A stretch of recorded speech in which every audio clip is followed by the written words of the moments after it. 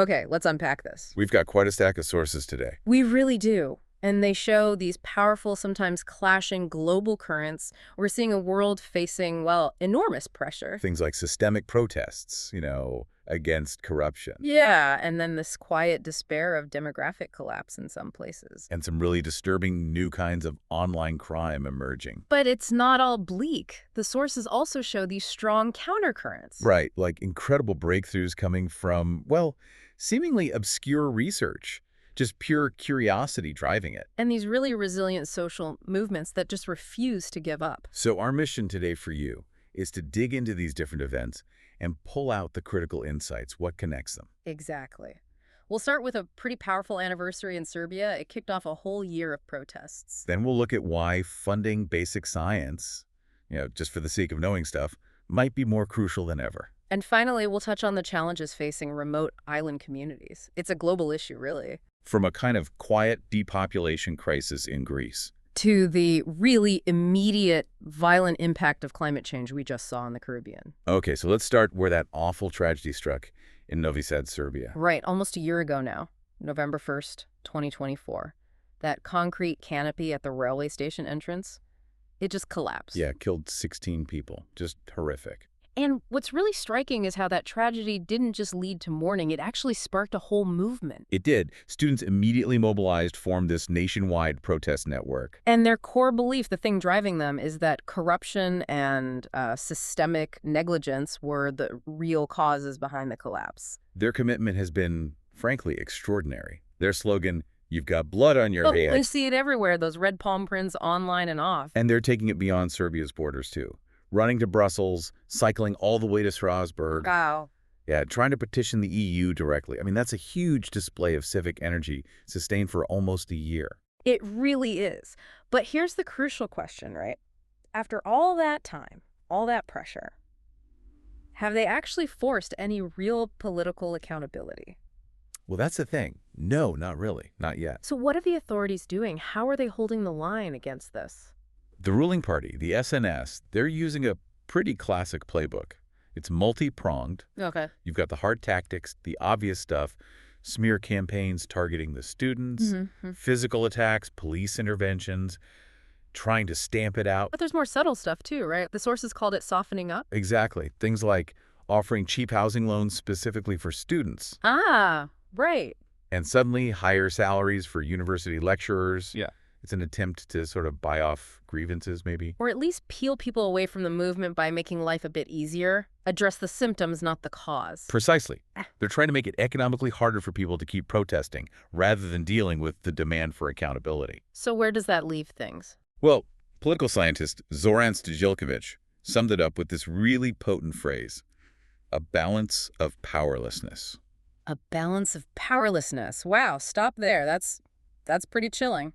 It is. It suggests the students aren't strong enough to force change, but the regime can't completely crush them either. That's exactly the dynamic. Glakar from CSID mentioned the SNS, the ruling party, was definitely scrambling on the defensive until about April. Okay. But now, they seem strong enough to set the agenda again. So the student movement changed the mood, the social climate. Definitely. But not the underlying political power structure. Ooh. Not yet. So both sides are just stuck. It seems like it. Engaged in what Glakar called a battle of nerves and a certain kind of attrition. Just trying to wear each other down. And the big unknown in this battle of nerves is the election timing. Students want them now. They do. They're pushing hard for snap elections. Yeah.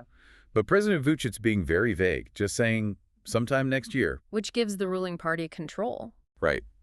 Timing is their trump card. They'd much prefer a later election, maybe a year or more away. Why? Just to let things cool down?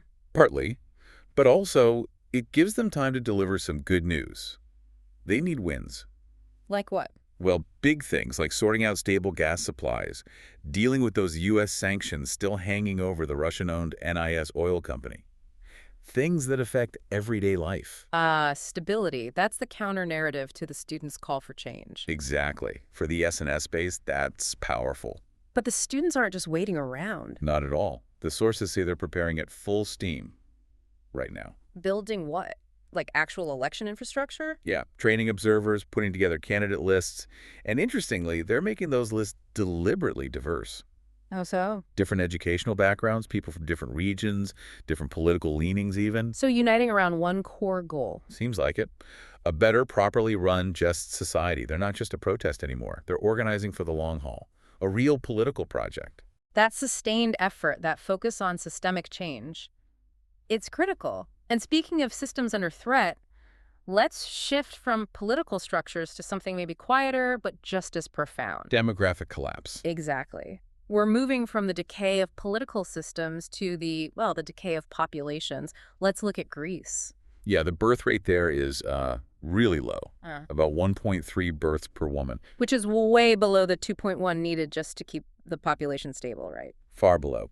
And you really see the impact hitting hard in the remote communities, especially the islands. The data you pulled on Lemnos was startling. It really is. The population there has dropped by over a third since the 1950s, peaked around 27,000, now it's just 16,000. And the most obvious sign of this decline. Schools closing. It's the canary in the coal mine. The Education Ministry nationwide announced over 700 closures this year alone. That's about 5% of all schools in Greece. Imagine the effect on a small community. On Lemnos, you have kindergartens with maybe 1 or 2 kids, like 4-year-old Vasiliki Vorgu mentioned in the source. Her father said, once the school closes, that's it. It starts a chain reaction. The village basically disappears. It really does, which leads to the complex question of why this is happening. What are the theories? Well, economic demographer Alexandra Trogaki points to this huge societal mismatch. Women have moved into professional careers, which is great, obviously. God. But the domestic workload, raising kids, running a household, that hasn't shifted proportionally. Not for men, not for society providing support like affordable childcare. So women are basically expected to do 2 full-time jobs. When faced with that, many choose, understandably, to have smaller families. Or sometimes no family. And that's compounded by Greece's recent history, right? All those crises. Absolutely. Think about it. Young Greeks grew up through the financial crisis, then the energy crisis, then the pandemic. They've learned, as Trogaki says, to expect the unexpected. Which makes planning for a large family, that long-term commitment, feel incredibly risky. It does. Though we should mention there's another perspective. From who? From some of the older residents, like on the island of Forni. They see it differently. How so? They think younger generations have just changed their values. More focused on, going out, convenience, maybe getting lazier, as one source put it. Oof. That's a tough take. It is. They remember women managing like 5 or 7 kids plus goats and gardens.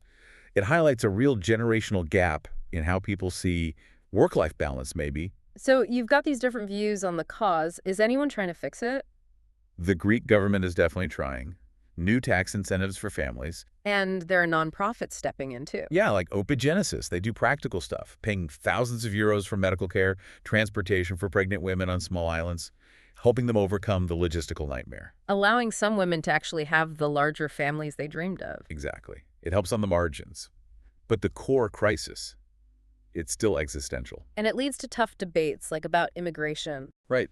The mayor and principal on Lemnos were openly discussing it. You need people, clearly, but then there's this deep worry about losing Greek identity if there's mass immigration. Even though they acknowledge the value of non-native residents already there, it's a real dilemma. A huge one. Finding that balance between demographic need and cultural identity. Okay, so from that sort of slow, quiet, social breakdown in Greece, let's pivot pretty sharply, actually, to something very different. A new kind of global crime identified by the Australian Federal Police. Yeah, this is, well, it's a digital threat that's terrifying because the motivation behind it is just so unexpected. It's deeply disturbing stuff. Yeah. The AFP task force uncovered these online gangs targeting girls in Australia, often preteens, teenagers. Specifically targeting vulnerable kids. It seems so. Girls with low self-esteem, existing mental health issues. And the perpetrator. Boys and men, late teens, early 20s, mostly from Western countries, apparently. Yeah. Police are calling them crime-fluencers. Crime-fluencers, okay. And they're finding these victims on platforms like Roblox, Discord, Telegram. Exactly. Yeah. Standard online hangouts.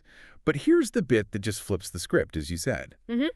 Their motive, I have to pause here, it's not money. Right. And it's apparently not even direct sexual gratification in the way we usually think about online exploitation. So what is it then? Why are they doing this? The sources say purely for their own amusement, for fun, or to gain status, to be popular within their online groups. For fun. Yeah. It's described as a twisted type of gamification. They coerce the victims into violence Against who? against themselves or their siblings or even pets. Wait, they're making kids hurt themselves or others just for online clicks or That's less? not sadistic. Yes, it's sadistic. It's performative violence for an online audience. That is genuinely sickening. The idea that basic empathy could break down that much in these online subcultures. It's frightening. And it connects to the ideologies they seem to follow. Things like nihilism, sadism, but also Nazism, even Satanism, a real toxic mix. So it's a completely new kind of gender-based violence driven by something other than the usual motives police look for. Exactly. Performance, sadism, online clout. It's outside the standard framework. Is there a global response building? There is. The AFP is working closely with the Five Eyes intelligence partners, US, UK, New Zealand, Canada. Sharing information, trying to track these groups. Right. And crucially, they're developing an AI tool For what? to try and detect the codes they use, the specific emojis, the slang in their encrypted chats, trying to get ahead of this unique digital threat. It's an arms race, basically. It really is a race against a particularly nasty form of digital darkness. Okay, well, that fight against digital darkness, it actually brings us, maybe surprisingly, to our next segment. A needed contrast, perhaps. The unpredictable, absolutely fundamental value of basic research. Exactly. The kind of deep knowledge we actually need to tackle all these huge social and environmental crises we've been talking about. But there's a problem, isn't there? Funding for that kind of research. It's under pressure. Globally.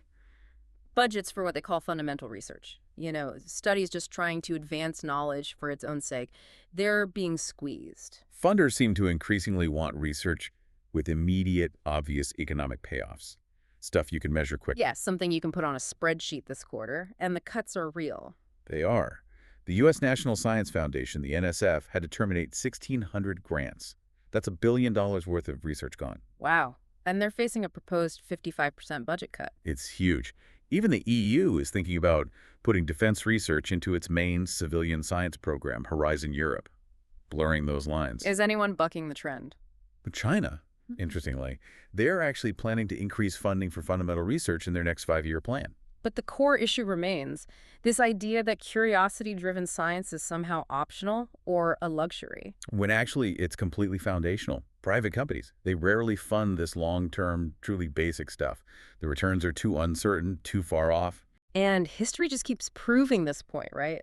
The biggest game changers often come from research that wasn't aiming for that outcome at all. The real blue skies discoveries. Absolutely. It's fascinating how often this happens. Take MRI scans. Right. Essential diagnostic tool now. Totally. But it came directly from physicists just studying the basic physical properties of atomic nuclei. No medical application in mind at first. Or the PCR test became famous during COVID. Exactly. Where did that come from? Studying bacteria found in Yellowstone hot springs. Pure environmental microbiology. Nothing to do with human viruses initially. Zero. And then you have the GLP-1 drugs, like Ozempic, revolutionizing weight loss and diabetes treatment. Developed from studying venomous lizards. Yep. Venomous lizards. The Gila monster, specifically. Not exactly the first place you'd look for a blockbuster drug. And even flat-screen TVs. Right. The liquid crystal technology. Roots in studying chemicals isolated from carrots. Carrots, it sounds almost absurd. But it shows how unpredictable discovery is. It really does. And that lizard research, in particular, it's having a massive, measurable impact right now. How so? Well, thanks to the big increase in use of those injectable GLP-1 treatments since 2021, the U.S. obesity rate has actually dropped. Really? It went down? Yeah, from about 40% 3 years ago to 37% this year. That's a significant public health shift. And it traces back to scientists being curious about lizard venom. That's incredible. And connecting that science back to immediate threats, we have to look at climate change. We've seen political stagnation, demographic decline, and now immediate environmental crisis. Absolutely. Hurricane Melissa hit Jamaica as a Category 5. Just devastating. Montego Bay literally split in two by floodwaters. Power out, communications crippled. Total chaos. And the terrifying part was how fast it intensified, fueled, the reports say, by abnormally warm Caribbean waters. A direct link to the broader climate change trends we know are happening. Undeniable. And you get these surreal side effects, too. Like the crocodile warning. Yeah, health officials actually had to warn people that the floods could drive crocodiles out of their usual areas and into neighborhoods. Climate change disrupting ecosystems in ways that create immediate danger. Just wild. Meanwhile, on the other side of the world, you have conservation efforts fighting the long game. Right, like that appeal Sir David Attenborough is backing. I'm Trying to buy the huge Rothbury estate in the UK for wildlife conservation. protecting red squirrels, curlews, important local species. They need 30 million, raised 8 million so far. It shows that dedication is still there, even if the scale of the challenge is immense. Okay, so let's try and pull these threads together. What does this all mean?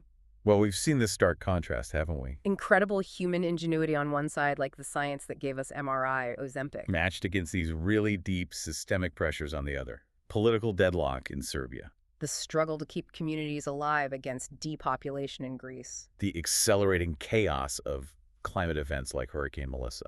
So what's the final synthesis here? What connects all this? I think it comes down to foundational stability. That seems to be the key thread. Stability in what sense? In all senses, really. Yeah. Whether you're talking about needing political accountability in Belgrade to move forward, or trying to solve a low birth rate on Lemnos, which requires some level of economic and social predictability, Right. or mitigating hurricane damage, which relies on infrastructure and ultimately a more stable climate.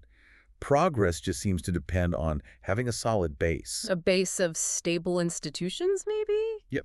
Or reliable funding for that long-term research we talked about, or just sustainable communities? Exactly.